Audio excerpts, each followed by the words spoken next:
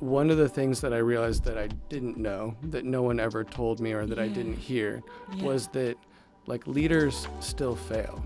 And especially even as Christians, we still fail. And I don't mean that there was some sort of like moral failure there, but not everything we do works out. And I do see this with a lot of Christian entrepreneurs, and I was one of these, where we somehow think that because there's favor on our lives, because God loves us, because God has called us, sometimes there'll be like really supernatural confirmations that someone's supposed to start something, and then it still won't work out. And I think that would be something I would tell myself is like, not everything that God calls you to is going to be a stunning success, but you are still meant to do it. Yeah. Wow. That's so powerful, Ben. That's the word for me, and I'm sure for so many people listening to this. Say that again. Not everything God calls us to is going to be a stunning success. Yeah. But we're still called to do it. Wow. We're still meant to do it. Welcome to the lead podcast for Advocate Collective with me, Amy Orr-Ewing. We're an organisation that supports public advocacy for the Christian faith and provides support for professional therapy to survivors of abuse, church hurt, violence or persecution. And we empower women in their workplaces towards the Great Commission. And today on the podcast, we are absolutely delighted to welcome Ben Siekmeier, a really good friend of mine. Ben is focused on the intersection of human flourishing, commercial real estate and business productivity. He's passionate about leading creative and multidisciplinary teams who can drive company culture through workplace experience programming for Fortune 500 companies. Ben currently directs workplace experience for 3 headquarter locations for a multinational food and beverage company based in New York. Ben has been married for 14 years. Well done, Ben. And sits on the board of The Net, a non-profit based in New York City focused on singleness, dating and pre-marriage in the church alongside his wife. And he spent 5 years developing and leading emotional health and spiritual formation programming for his local church. Welcome to the podcast, Ben. It is wonderful to have you here. And I have to say, we've had very few men. We've so far had my husband. You are the next. So it's a great honour. Wow. You're in a special class of trusted men. But Ben, can you tell us a little bit about yourself personally, where you come from, and how you made it here to New York City? Yeah, well, it's a pleasure to be here. And wow, number 2. I feel really great about that. Frog, I'm coming for you. Not really. But I came to New York about 10 years ago with my wife and originally grew up in Colorado. When I was 18, I moved to Central America, so I spent a year there. Wow. I went to school in Michigan and then spent some time at Bible school in California. And then we felt a call to come to New York City in 2014. Wow. And have you been in the same sort of work since you first arrived here? Did work bring you here, or? Yeah, it was more of a assignment through a nonprofit that brought us to the East Coast. And then through our work with them, we found New York City and we fell in love with New York City. Specifically, we fell in love with the people here. Kind of the community, especially of young people who come here with a dream. Yeah. We're kind of reaching beyond themselves for something bigger. And that bit of vulnerability and risk and ambition, we found that those were people that were easy to encourage and that we naturally just wanted to be around. So we fell in love with New York City, the other aspects of it for sure, the excitement of the city, but mostly just sensed that God was calling us to be an encouragement to the church here in New York and a part of what he wanted to do in this city. So it wasn't really work that brought us to New York. It was more of our hearts. Yeah. And then we found work that complemented that. Fantastic. So in this podcast, we're really interested in different kinds of leadership journeys. And I know that you're a spiritual mentor to many, and you do that, I've already mentioned, through the Net and in your local church. And you're someone who has a sort of great sense of integrity about the whole of life, like the integration of work and your whole person, your spiritual life. Can you describe for our listeners your career path? What has it actually looked like? You've talked about non-profit, and obviously you're now working in a kind of more multinational space. How did you find your way into the work that you now do? Yeah, it's a great question. So when we first moved to New York, we were connected with a church here. And I was really just looking for any work in the city that would support us being here. Yeah. And I got connected to a startup that was doing kind of technology and health insurance. And somebody referred me to the role, thought it would be great for the role. I applied, got hired. And so that was kind of my first startup technology, real like business role in the sense of kind of what we see in New York as the business culture. And yeah, it was honestly just sort of a means to an end to start. I definitely felt called to business, but I was really just looking to be in New York. And over many years, that kind of developed into other technology sales roles. And one of those technology roles was in sort of the employee experience space. We were trying to drive a better employee experience for employees who didn't have computers, so who were sort of like cleaners in a building, or nurses that visit you kind of home to home, or folks that work in airports, any kind of role like that where you're not primarily desk-based. We were trying to build community for that population. Yeah. It was kind of an underserved population in the space at the time. And then the pandemic hit, and all of a sudden everybody was working at home. Everyone was spread out. Yeah. And so it was just sort of a kind of divine timing thing. And I ended up in what's become a really big part of real estate now, which is workplace experience. How do you drive community, both for people who work in the office, but also for those who are only coming in once a week or once a month? How do you kind of create a congruent community and work culture in our new environment? So God went ahead of you. It's so Yeah. interesting because some of the listeners engaging with this podcast are just in that space of wrestling with calling, and often we kind of project this idea in the church that you've always known in advance, very strongly, clearly, prophetically, exactly what you're going to end up doing. But actually God leads. So that it was initially for you a focus on place, and then God opening the way. That's really interesting. So on the podcast, we talk to extraordinary leaders working in fascinating places, and working in the workplace experience industry feels like a really strategic calling around care for people, culture and spaces. How have you found that being a follower of Jesus has enabled you to bring particular things to the table at work that have made your contribution at work stand out, do you think? Yeah. Well, I hope it's a lot of things, Yeah. right? I definitely feel like I choose to put people first in place of results or outcomes. So I choose to put my team's well-being kind of front and center. But I think overall, if I were to just think of how being a follower of Christ and what it means to be filled with the Spirit at work, I think that of Ephesians 4:11 through 12 or 13, where it talks about the fivefold ministry, that Jesus equips his church with apostles, prophets, evangelists, teachers, shepherds, and it's unto equipping people for service. And so I think even in the workplace, I've found that I'm really still called to be an equipper, to help people to serve well. And I feel like, mixed between pastoral and apostolic callings, and that same gift that I would employ in the church to help build the church, I feel like I'm also helping to build the church sort of on the frontiers or the edges of where it still hasn't fully expanded to, which is kind of the work world. And so being a pastor at work, being an apostle in the sense of building and pioneering and growing and investing in people, I find that paradigm that's so well developed as saints and followers of Christ is something that I can roll out at work as well. And I think it does create some distinctiveness for me. How sort of conscious are you of that in the moment? Do you feel like you kind of begin the day in prayer and, you know, end the day in prayer and you just kind of get through? Or are you conscious of moments during the day when the Lord is helping you at work or inspiring you in particular ways?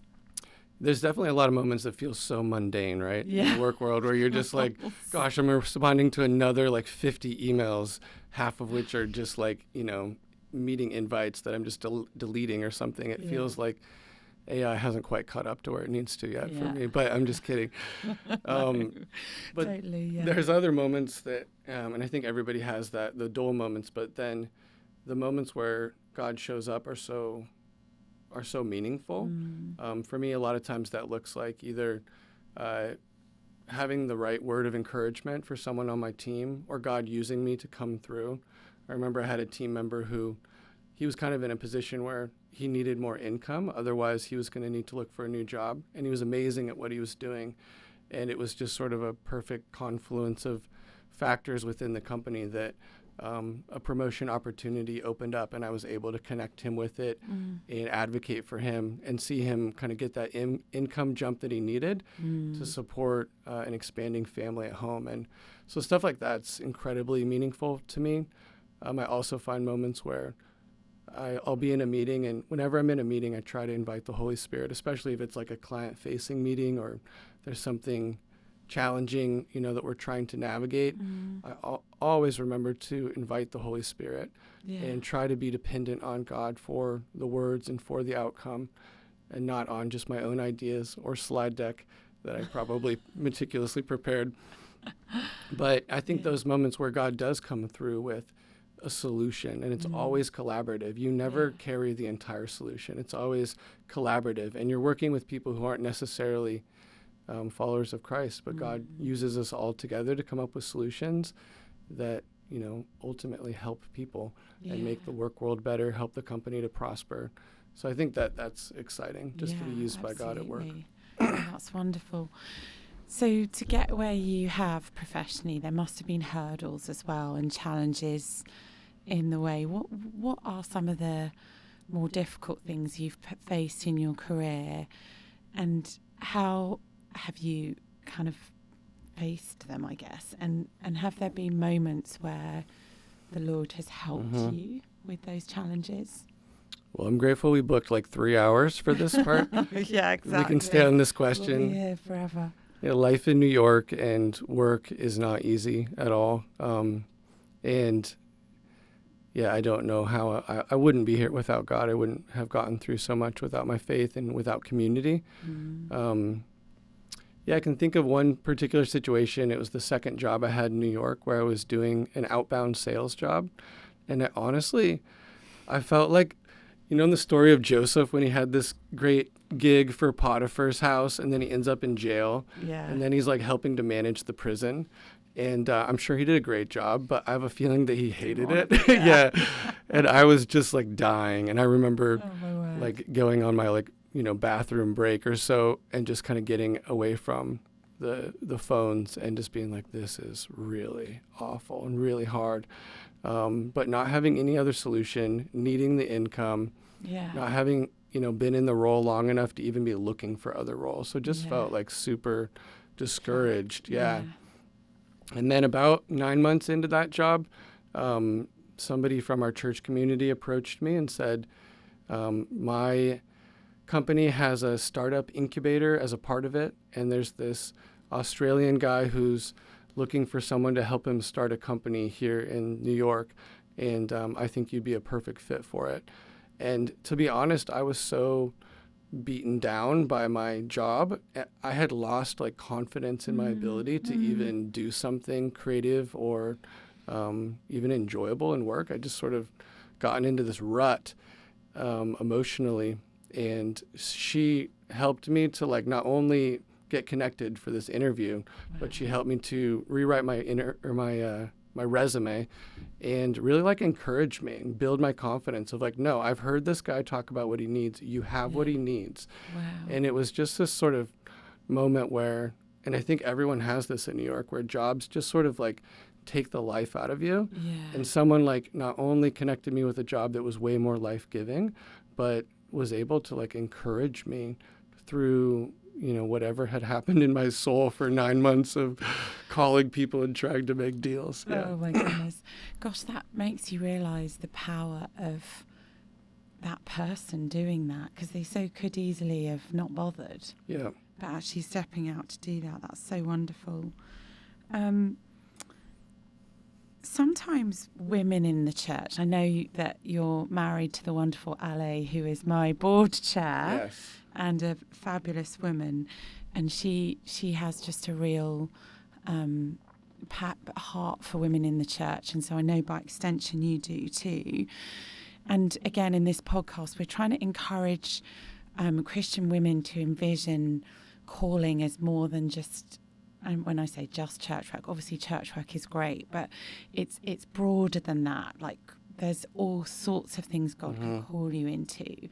But because women often haven't had the role model of a Christian leader that they've seen in a major industry that perhaps they're interested in, what would you say to younger Christian women who might be drawn to a career in the corporate world, or, the type of role that people in New York City have, but wonder if that could be their calling? Because they just haven't really seen it.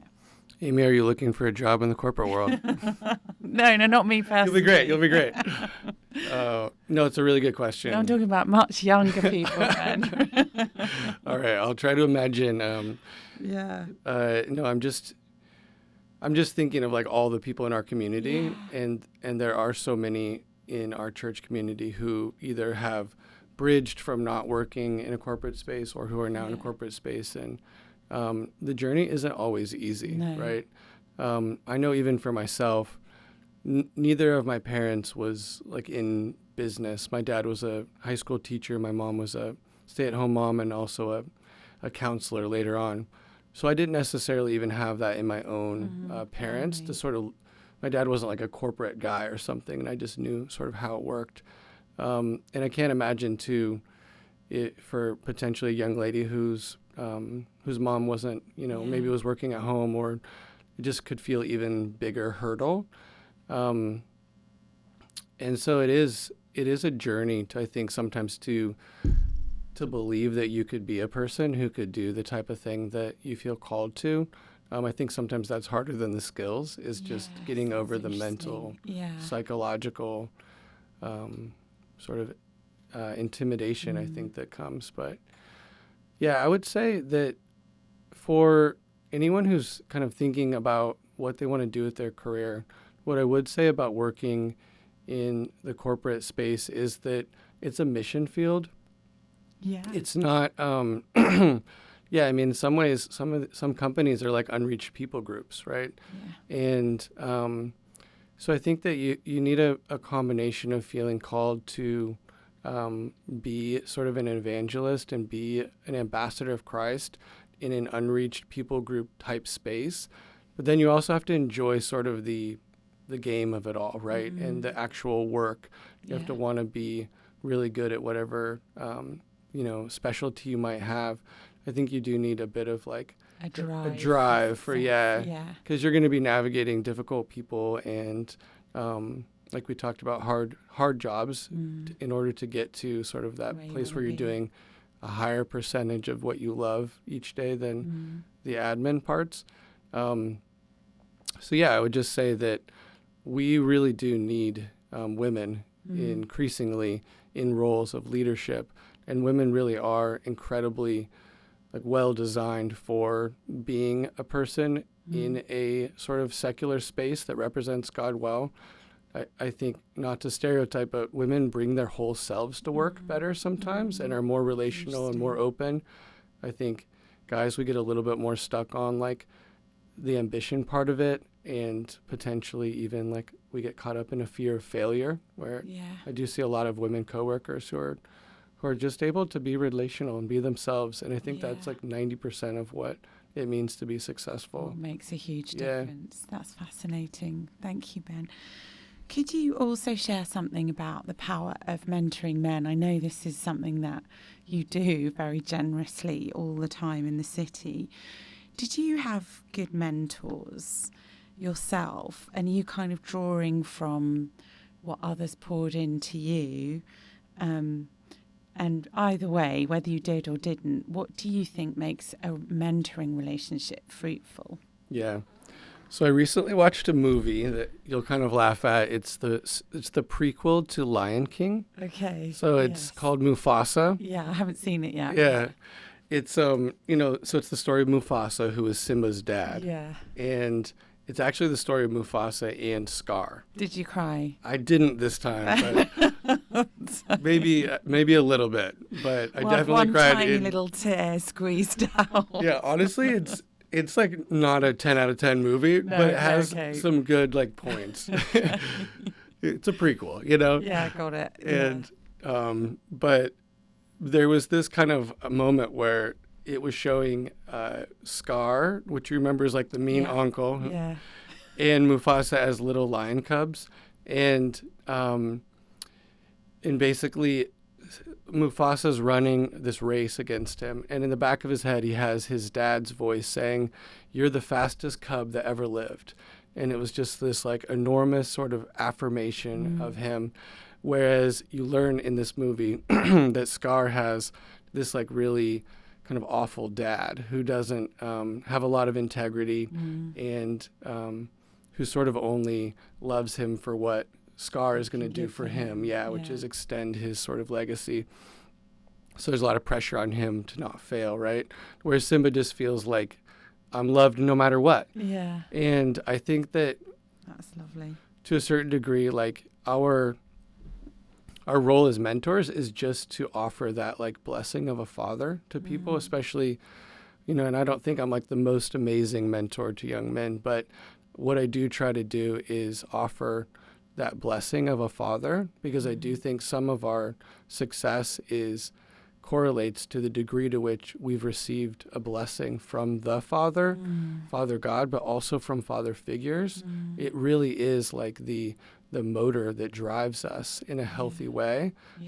Otherwise, we're always seeking approval or seeking validation or seeking to avoid failure, none of which is really like helpful, right? And so I think as mentors, we can help men to understand their identity as sons, that they have a loving father who's proud of them. And then I just try to offer support with navigating the difficulties of life, making decisions, trying to figure out how to be true to Jesus, how to process pain. So I think just that combo of trying to be a blessing. How do you do it? How would you say you're mentoring a couple of younger guys and you're really wanting them to grasp how loved they are by the Father? How do you sort of go about it? Yeah, I think. What does that look like? It's kind of it kind of happens backwards. Oftentimes people bring their worst things forward. Their relationship that they've blown up, or ways in which they've been unfaithful to like God's calling on their life.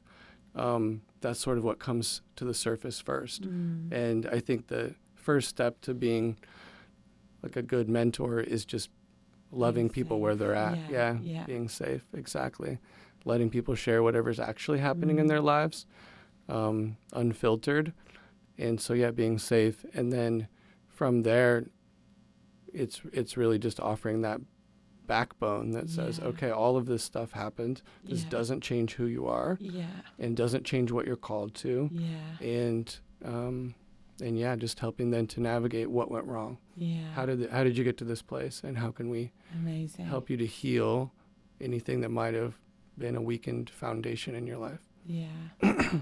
And one of the things I've shared often is that I didn't have the experience of having female mentors because there just weren't women who'd kind of gone ahead and were doing anything like what I've ended up doing. And so, you come across that just longing for mentorship in the next generation so much. So I just love what you're saying. I can imagine you must have a very long list of people wanting to be mentored. Can you share something about the power of resilience? And you mentioned that earlier. What does resilience look like, and how have you kind of built it into your life? Yeah, resilience. I think that like we're always building resilience, right? We're always in the gym, whether we know it or not, like building the muscle of resilience, because life is hard and it doesn't take a break. No. There might be a moment or two where you feel like, wow, there's literally nothing bad happening Things in my are life. going so well. I can't remember that. Yeah, it's usually short-lived, and not to be a pessimist, but there's almost always something that you wish were different. But that is like the weights on the machine in the workout that they push against your strength. And I think it's so important to not have a victim mentality or an orphan mentality that gets so... Okay, hold on. Let's stop there. What do you mean by a victim mentality and an orphan mentality? That's powerful. Yeah. So life is going to happen to all of us. Yeah. And as it said, you can't control, what happens, but you control how you respond to it. Yeah.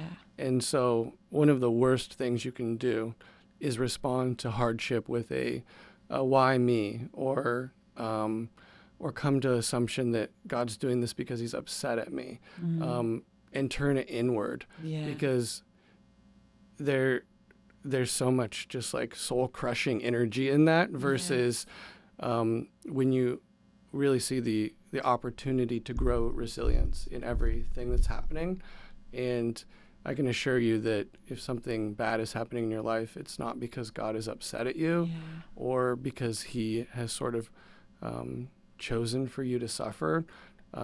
Sometimes bad things happen because of your decisions, our decisions, but usually it's just the hardships of life. Yeah, it's part of it's living just in the part of life. world. Yep. Yeah, which all of us as Christians also experience. Exactly. Okay, so how do you, if intrusive, either victim or I love that victim or orphan mentality thoughts creep in, how do you resist them on a practical level? Do they creep in for you, or do you just never think them? No, I mean, maybe there'll be a day someday when I never think another thought like that. They creep in. So how do you sort of...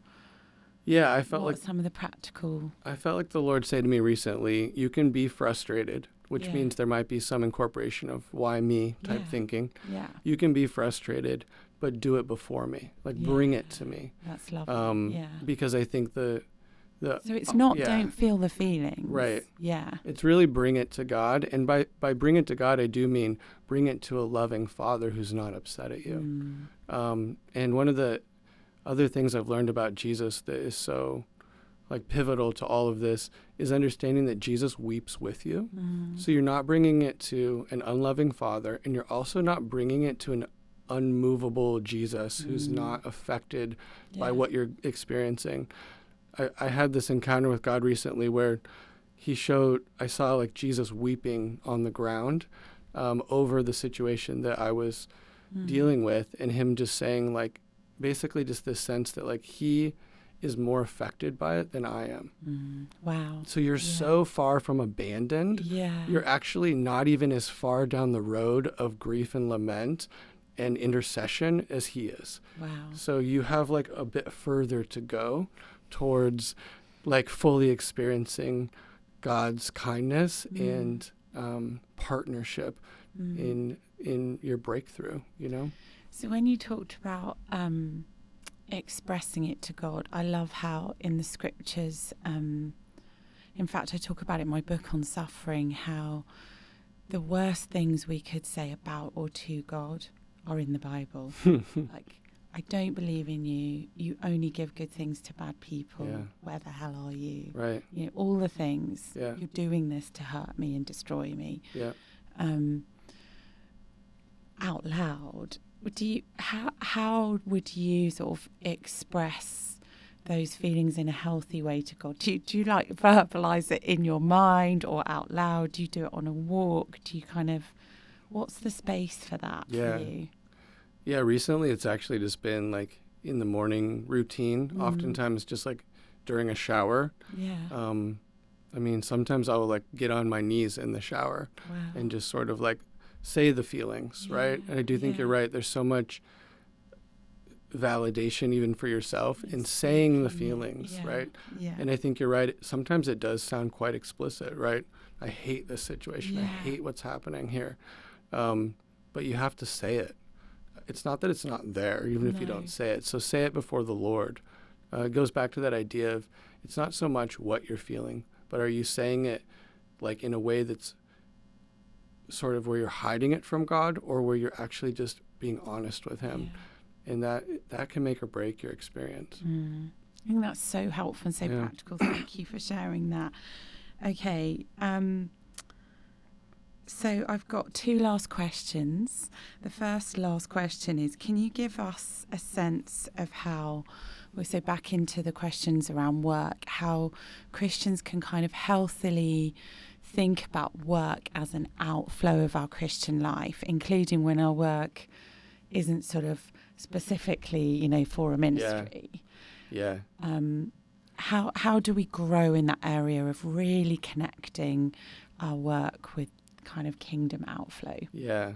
Well, there's so many good books on this topic too, right? Faith and work stuff.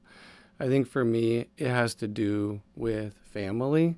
So I boil down business to family. So two ways family is happening.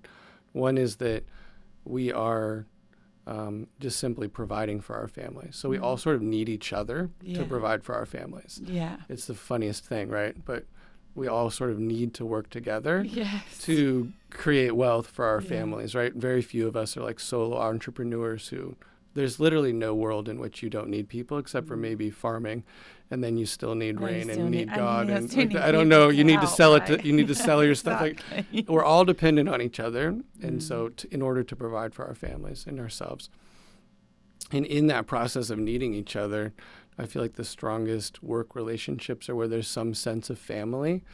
I know that it's distinct from like your proper family, but I do think that there's like a healthy work version of work family where you do really care about each other and you help each other grow.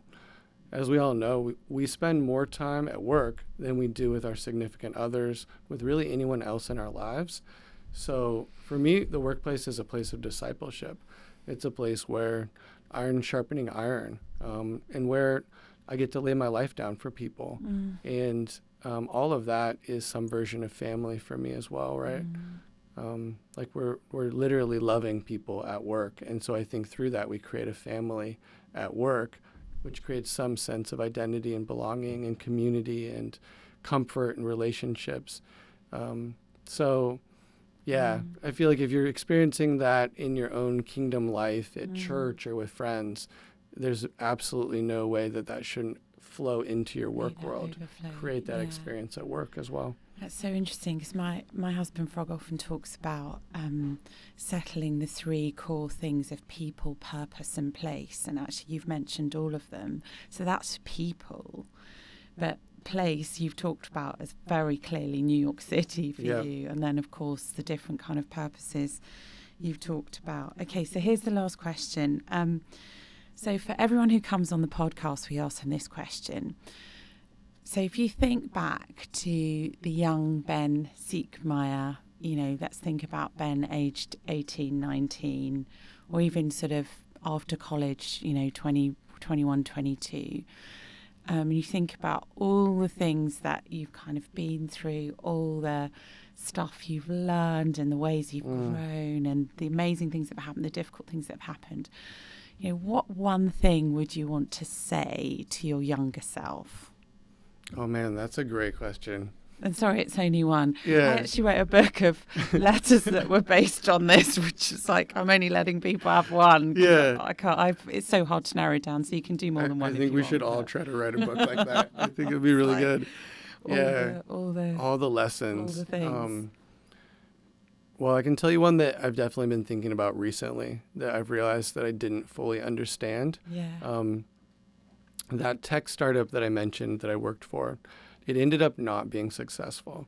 And I ended up spending like 6 months to a year, like really struggling emotionally as a result of that failed startup.